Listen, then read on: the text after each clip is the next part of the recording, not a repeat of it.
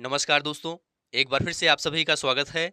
दोस्तों, आज के इस क्लास में यूपी पुलिस एग्जाम के लिए संख्या पद्धति टॉपिक से संबंधित कुछ मोस्ट इंपोर्टेंट प्रश्नों को देखेंगे। देखिए दोस्तों, संख्या पद्धति पहला टॉपिक है जो कि आपके सिलेबस में दिया गया है और यहाँ से यूपी पुलिस एग्जाम में निश्चित रूप से प्रश्न पूछा जाता है।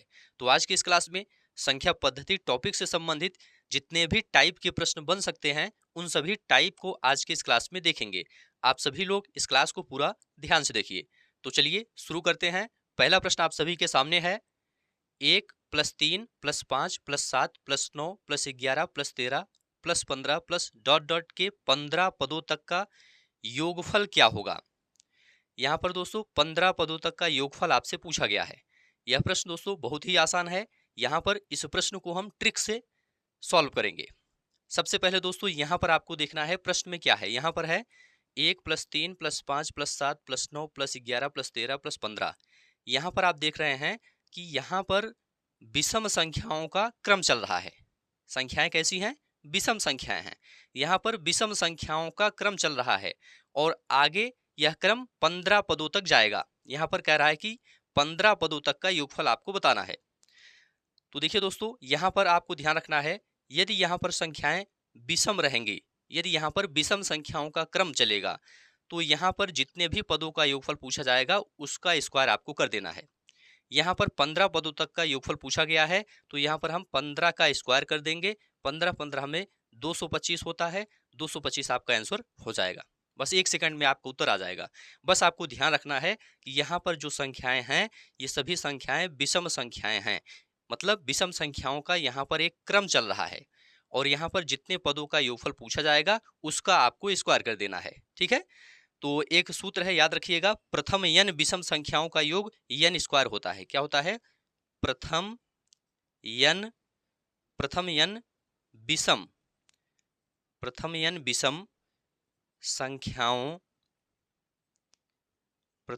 विषम संख्याओं का योग बराबर क्या होता है? n का स्क्वायर होता है। n का स्क्वायर होता है। n स्क्वायर के स्थान पर आपको यहाँ पर जो संख्या लिखी रहेगी उसका आपको स्क्वायर कर देना है। यहाँ पर 15 पदों तक का योगफल पूछा गया है, तो 15 का स्क्वायर कर देंगे, 225 आ जाएगा। ठीक है, तो ये सूत्र है, इसको याद रखिएगा आप लोग। प्रथम n विषम संख्याओं का योग पूछा जाएगा तो n का स्क्वायर होता है, मतलब संख्या का आपको स्क्वायर कर देना है। चलिए दूसरा प्रश्न अब देखेंगे। प्रथम 20 विषम प्राकृतिक संख्याओं का योग क्या होगा। यहाँ पर दोस्तों प्रथम 20 विषम प्राकृतिक संख्याओं का योग आपसे पूछा गया है। आपको दोस्तों एक सूत्र बताया गया है, प्रथम n विषम प्राकृतिक संख्याओं का योग n स्क्वायर होता है। क्या होता है? n स्क्वायर होता है। प्रथम n विषम प्राकृतिक संख्याओं का योग क्या होता है? n स्क्वायर होता है। तो n स्क्वायर के स्थान पर यहाँ पर हम 20 का स्क्वायर कर देंगे, तो 20 विषम में कितना होता है? 400 होता है। तो यहाँ पर आपका सी ऑप्शन राइट हो जाएगा। ये सभी प्रश्न दोस्तों काफी ज्यादा इंपॉर्टेंट हैं, एग्जाम में ये सभी प्रश्न पूछे जाते हैं। चलिए आगे बढ़ते हैं और अगला प्रश्न देखते हैं। लगातार 4 विषम संख्याओं का योग 208 है, सबसे बड़ी संख्या ज्ञात करें। यहाँ पर दोस्तों विषम संख्याओं का योग 208 दिया गया है और सबसे बड़ी संख्या आपसे पूछा गया है। तो सबसे बड़ी संख्या आपको नहीं पता है, सबसे छोटी भी नहीं पता है, तो मान लेते हैं पहली संख्या कौन सी है? यक्स है। यक्स सबसे छोटी संख्या है और ये विषम संख्या है। यहाँ पर आपको 4 विषम संख्याएं लिखना है, क्योंकि यहाँ पर 4 विषम संख्याओं का योग 208 दिया गया है। तो पहली विषम संख्या हम मान लेते हैं क्या है? यक्स है। और दूसरी विषम संख्या क्या हो जाएगी? x+2 हो जाएगी। ठीक है, और तीसरी विषम संख्या क्या हो जाएगी? x+4 और चौथी x+6। यहाँ पर हम मानकर लिखते हैं, माना पहली विषम संख्या x है, दूसरी x+2 है, तीसरी x+4 है, चौथी x+6 है और इनका योग 208 दिया है। तो यहाँ पर इनका योग कर देंगे, x+2 plus x+4 plus x+6 बराबर 208।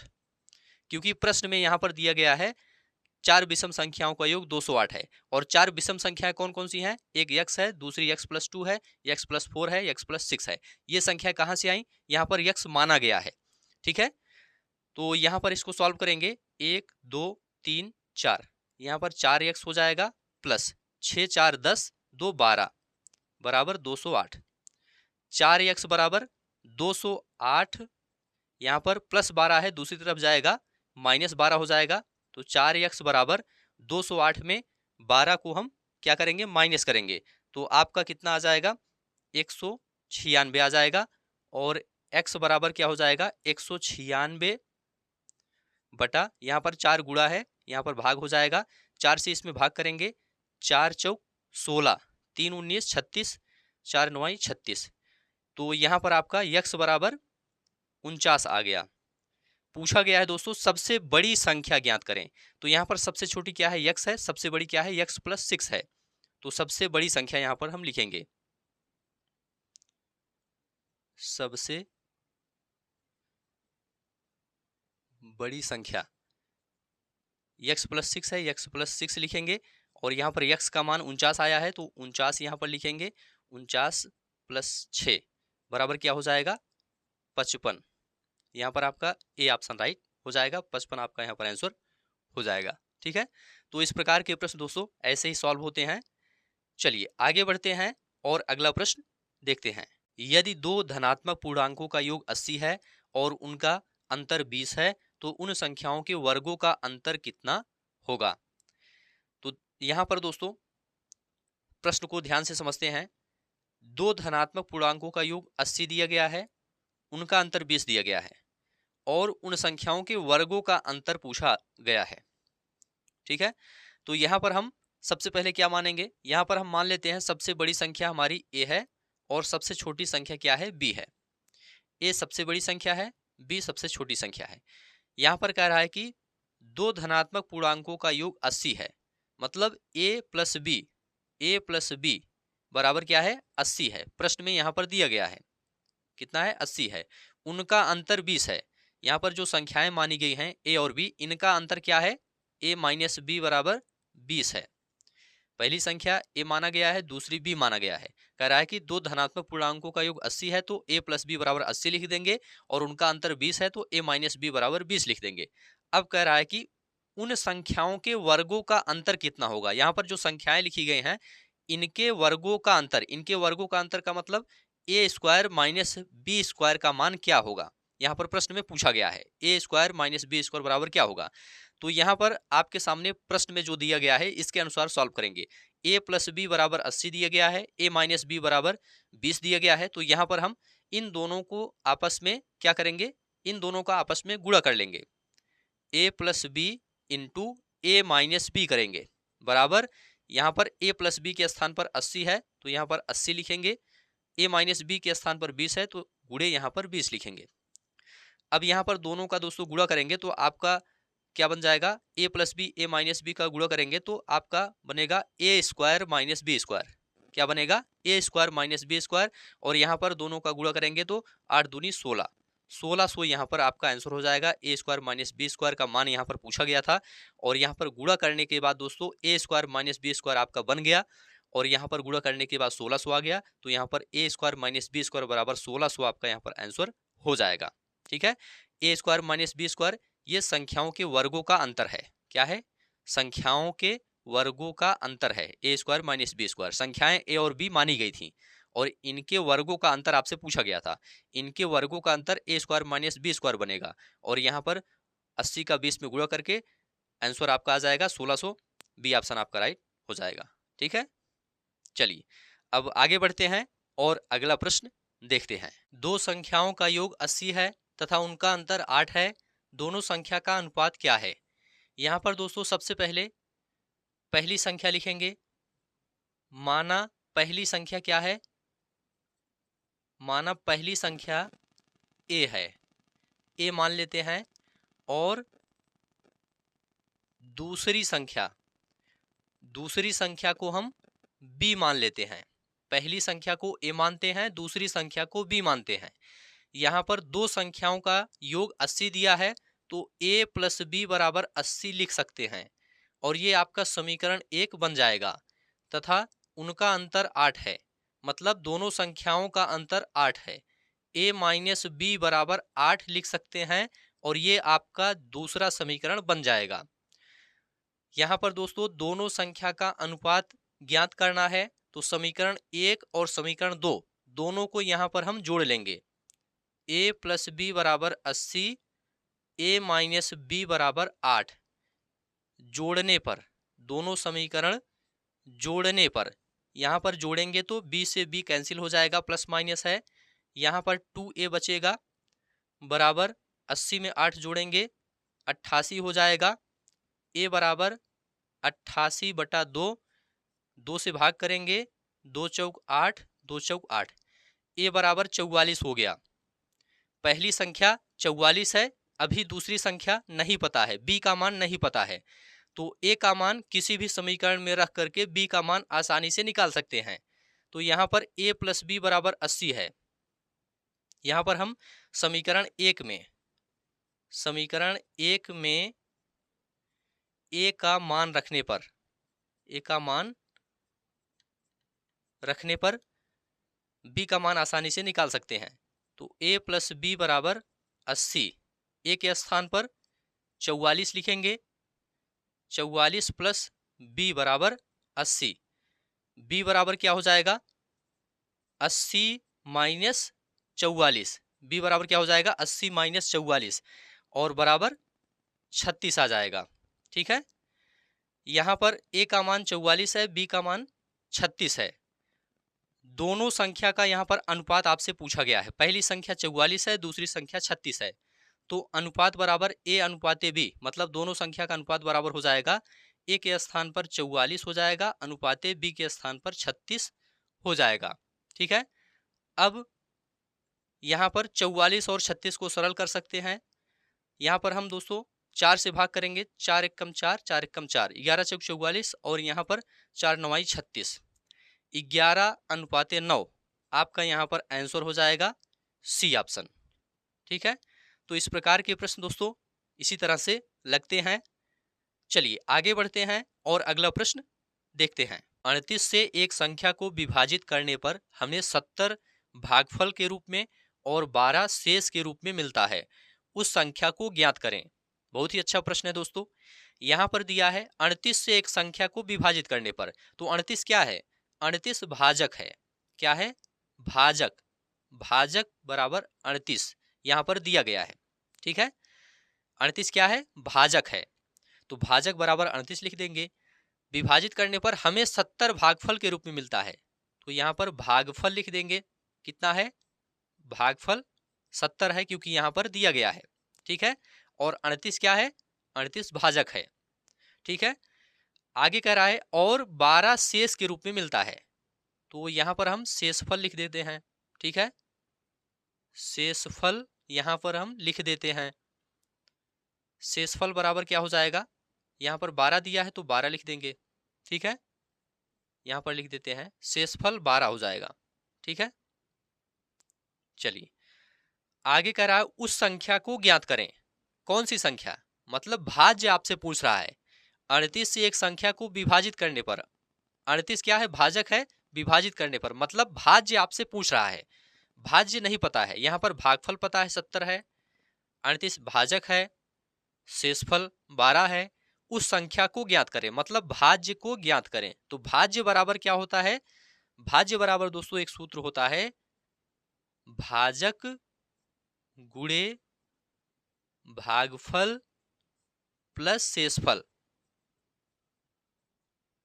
ठीक है, भाजक क्या है 38 है, गुणे भागफल कितना है 70 है, प्लस शेषफल कितना है 12 है।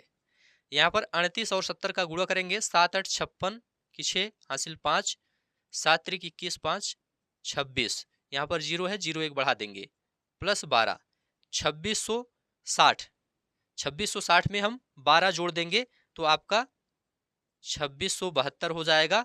यहाँ पर डी ऑप्शन आपका राइट हो जाएगा 2672। तो इस प्रकार के प्रश्न ऐसे ही सॉल्व होते हैं। सूत्र याद रखिएगा, भाज्य बराबर होता है भाजक गुणे भागफल प्लस शेषफल। चलिए अगला प्रश्न देखेंगे। दो संख्याओं का गुणनफल 1575 है, उनका भागफल 9/7 है, तो संख्याओं का योगफल है। यहाँ पर संख्याओं का योगफल ज्ञात करना है। सबसे पहले दोस्तों यहाँ पर आप लोग देखिए भागफल 9/7 दिया गया है, मतलब 9 यहाँ पर बड़ी संख्या है, 7 यहाँ पर छोटी संख्या है। तो यहाँ पर हम मान लेते हैं बड़ी संख्या, माना बड़ी संख्या 9x है, 9/7 में हम मान लेंगे, माना बड़ी संख्या 9x है और छोटी संख्या क्या हो जाएगी दोस्तों, छोटी संख्या 7x हो जाएगी। ठीक है, बड़ी संख्या 9x मान लेते हैं और छोटी संख्या 7x मान लेते हैं। प्रश्न में दिया है दो संख्याओं का गुणनफल 1575 है। तो बड़ी संख्या और छोटी संख्या यहाँ पर माना गया है, तो यहाँ पर जो गुणनफल 1575 दिया गया है, तो यहाँ पर लिखेंगे 9x गुणे 7x बराबर 1575, क्योंकि प्रश्न में दिया है दो संख्याओं का गुणनफल 1575 है। तो दो संख्याएं हमारे पास 9x और 7x हैं, दोनों का गुणनफल बराबर 1575 लिख सकते हैं। 9 का 7 में गुणा करेंगे 9 7 63, 63 यक्स स्क्वायर हो जाएगा, यक्स और यक्स है गुणा है तो यक्स स्क्वायर हो जाएगा बराबर 1575। यक्स स्क्वायर बराबर हो जाएगा 1575 बटा 63। यहाँ पर गुणा है, यहाँ पर भाग हो जाएगा। यहाँ पर हम भाग करेंगे 1575 में 63 से, तो चलिए इसको सरल करते हैं। 9 से भाग करके देखते हैं, 9 7 63 ये कट जाएगा और यहाँ पर ऊपर 9 1 कम 9 6 15 67 बन गया और 9 7 63 4 67 45 बन गया, 9 5 45। यहाँ पर अभी 7 से ये कटेगा, 7 से काटेंगे 7 दूनी 14 3 17 35 7 5 35। यक्स स्क्वायर बराबर 25 आ गया, तो यक्स बराबर क्या हो जाएगा 5 हो जाएगा। ठीक है, यक्स का मान 5 आ गया। यहाँ पर दोस्तों संख्याओं का योगफल ज्ञात करना है, मतलब बड़ी संख्या और छोटी संख्या का योगफल ज्ञात करना है। यहाँ पर हम योगफल लिखेंगे, योगफल बराबर 9x plus 7x। 9x, x के स्थान पर हमको 5 लिखना है, तो लिखेंगे 9 गुणे 5 प्लस 7 गुणे 5। 9 पचे 45, 7 पचे 35, 45 45 और 35 जोड़ देंगे तो 80 आपका आंसर आ जाएगा। सी ऑप्शन आपका राइट हो जाएगा। तो इस प्रकार के प्रश्न दोस्तों ऐसे ही सॉल्व होते हैं। चलिए आगे बढ़ते हैं और अगला प्रश्न देखते हैं। जब किसी संख्या को 56 से भाग देते हैं तो शेष 29 प्राप्त होता है। यदि इसी संख्या को 8 से भाग दें तो क्या शेष बचेगा? बहुत ही अच्छा प्रश्न है। इस टाइप के प्रश्न दोस्तों बहुत ही आसानी से लगते हैं। यहाँ पर आपको ध्यान रखना है, जो शेषफल यहाँ पर लिखा रहेगा उसमें हम द्वितीय भाजक से क्या करेंगे, भाग कर देंगे। यहाँ पर 8 क्या है, द्वितीय भाजक है और 56 क्या है, प्रथम भाजक है। 56 का एक गुणनखंड है 8। ठीक है, तो 8 से क्या करेंगे, हम 29 में भाग करेंगे। जो शेषफल आपका यहाँ पर लिखा रहेगा उसमें हम द्वितीय भाजक से क्या करेंगे, भाग करेंगे और इसके बाद जो शेषफल बचेगा वही आपका आंसर हो जाएगा। यहाँ पर 29 है, 29 यहाँ पर लिखेंगे, 29 भागे 8 कर देंगे, 29 भागे 8 करेंगे। ठीक है, इसके बाद जो शेषफल बचेगा वही आपका आंसर हो जाएगा। तो यहाँ पर हम 8 से भाग करेंगे, 8 त्रिक 24, 8 चौक 32 ज्यादा हो जाएगा तो 3 बार ले जाएंगे। 8 त्रिक 24, 24 5 29 होता है, तो यहाँ पर 5 शेषफल बचेगा, 5 शेष बचेगा यहाँ पर। ठीक है, और यही आपका आंसर हो जाएगा 5। यहाँ पर बी ऑप्शन आपका राइट हो जाएगा। जो शेषफल यहाँ पर बचेगा वही आपका आंसर हो जाएगा, क्योंकि यहाँ पर शेषफल के बारे में पूछा गया है। तो इस टाइप के प्रश्न दोस्तों ऐसे ही लगते हैं। चलिए आगे बढ़ते हैं और अगला प्रश्न देखते हैं। यदि किसी संख्या में 21 जोड़ा जाए तो वह अपनी तिगुनी संख्या से 7 कम हो जाती है, तो वह संख्या है। मान लेते हैं संख्या x है। इस संख्या में कह रहा है प्रश्न में संख्या में 21 जोड़ा जाए, तो इस संख्या में हम 21 जोड़ देते हैं तो वह अपनी तिगुनी संख्या से, जो संख्या x है ये अपनी तिगुनी संख्या से 7 कम हो जाती है, तो बराबर 3x माइनस 7 कर देंगे। प्रश्न में कह रहा है यदि किसी संख्या में 21 जोड़ा जाए, संख्या हम x मान लेते हैं और इसमें कह रहा है यदि 21 जोड़ा जाए तो 21 जोड़ देते हैं तो वह अपनी तिगुनी संख्या से, मतलब x की तिगुनी 3x हो जाएगी, तो यहाँ पर 3x लिख देंगे, से 7 कम है तो 3x से 7 मतलब 3x माइनस 7। ठीक है, तो x प्लस 21 बराबर 3x माइनस 7। अब इसको सॉल्व करेंगे, x माइनस 3x यहाँ पर हो जाएगा, बराबर के बाईं तरफ आएगा तो माइनस हो जाएगा और माइनस 7 माइनस 21 हो जाएगा। देखिए यहाँ पर माइनस 3x है, यहाँ पर x है, यहाँ पर माइनस होगा तो माइनस 2x बचेगा और यहाँ पर 21 में 7 जुड़ जाएगा तो 21 7 28 हो जाएगा। माइनस से माइनस कैंसिल हो जाएगा, x बराबर 28/2, 2 से भाग करेंगे तो 14 आपका आंसर हो जाएगा। ए ऑप्शन आपका राइट हो जाएगा। इस प्रकार के प्रश्न दोस्तों ऐसे ही सॉल्व होते हैं। चलिए आगे बढ़ते हैं और अगला प्रश्न देखते हैं। एक चिड़ियाघर में चूहे एवं कबूतर हैं। यदि कुल 90 सिर हैं तथा 224 पैर है तो कबूतरों की कुल संख्या कितनी है? देखिए दोस्तों, यहां पर हम सबसे पहले लिखेंगे माना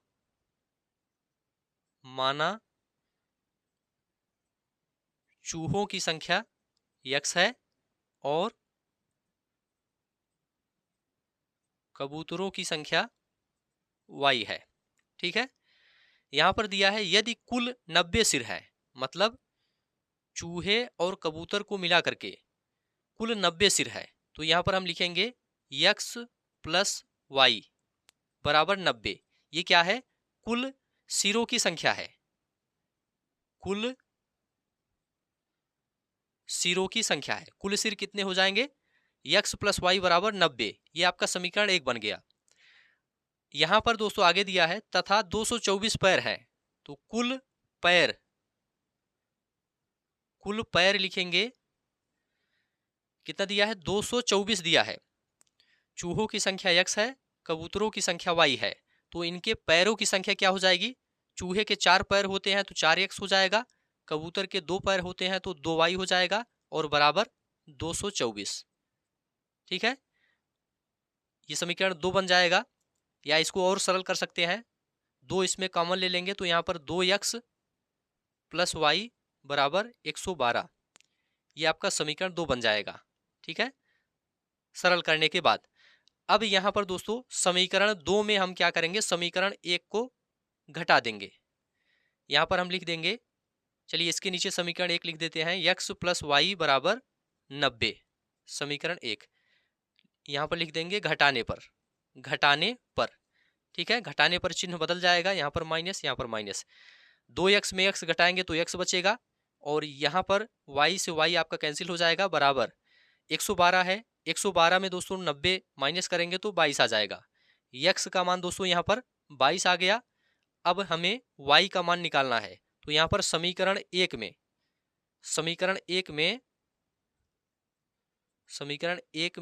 x का मान रखने पर लिखेंगे, समीकरण 1 क्या है? x + y बराबर 90 है, तो x के स्थान पर 22 + y बराबर 90 कर देंगे। ठीक है, 22 + y बराबर 90 कर देंगे तो y बराबर हो जाएगा 90 - 22। y बराबर 90 में हम 22 को क्या करेंगे? माइनस करेंगे तो आपका 68 यहाँ पर आंसर हो जाएगा। y बराबर 68 आ गया, मतलब कबूतरों की कुल संख्या कितनी है? 68 है। y बराबर क्या हो जाएगा? 68 हो जाएगा। यही आपका आंसर हो जाएगा। ए ऑप्शन आपका राइट हो जाएगा। ठीक है, तो इस प्रकार के प्रश्न दोस्तों ऐसे ही सॉल्व होते हैं।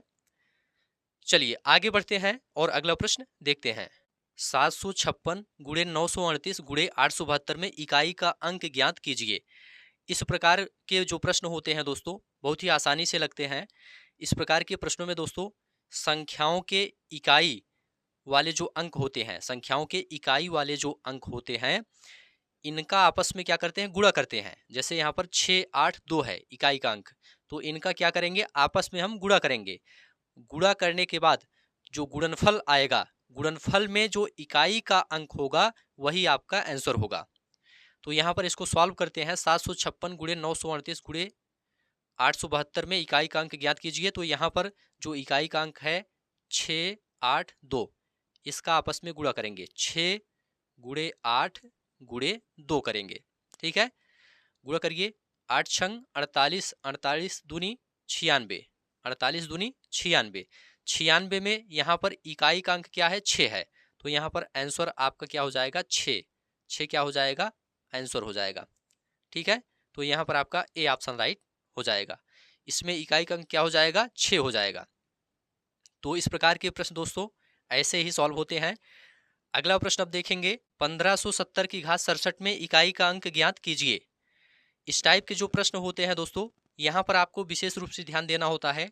यहाँ पर जो आधार है, आधार का जो इकाई का अंक है, यदि यहाँ पर 0 है या 1 है या 5 या फिर 6, 0 1 5 6 इसमें से कोई भी संख्या यहाँ पर है इकाई के स्थान पर, तो यहाँ पर जो संख्या रहेगी वही आपका आंसर हो जाएगा। यदि यहाँ पर 0 है तो आपका इकाई का अंक 0 हो जाएगा। यहाँ पर यदि 1 है तो इकाई का अंक 1 हो जाएगा। यहाँ पर यदि 5 है तो इकाई का अंक 5 हो जाएगा। यहाँ पर यदि 6 है तो इकाई का अंक 6 हो जाएगा। तो यहाँ पर आपका इकाई का अंक क्या हो जाएगा, 1570 की घात 67 में इकाई का अंक 0 हो जाएगा। क्यों? क्योंकि यहाँ पर आधार में आप देखेंगे, आधार में जो इकाई का अंक है यहाँ पर क्या है, 0 है, शून्य है, तो यहाँ पर आपका आंसर शून्य हो जाएगा। ए ऑप्शन आपका राइट हो जाएगा। ठीक है, यहाँ पर 1 होता तो आपका आंसर 1 हो जाता, यहाँ पर 5 होता तो आपका आंसर 5 हो जाता, यहाँ पर 6 होता तो आपका आंसर 6 हो जाता। ठीक है, तो इसे आप लोग याद रखिएगा। तो ठीक है दोस्तों, आज की इस क्लास को अब यहीं पर समाप्त करते हैं। अब आपको नेक्स्ट क्लास मिलेंगे। इस क्लास को देखने के लिए आप सभी का बहुत बहुत धन्यवाद।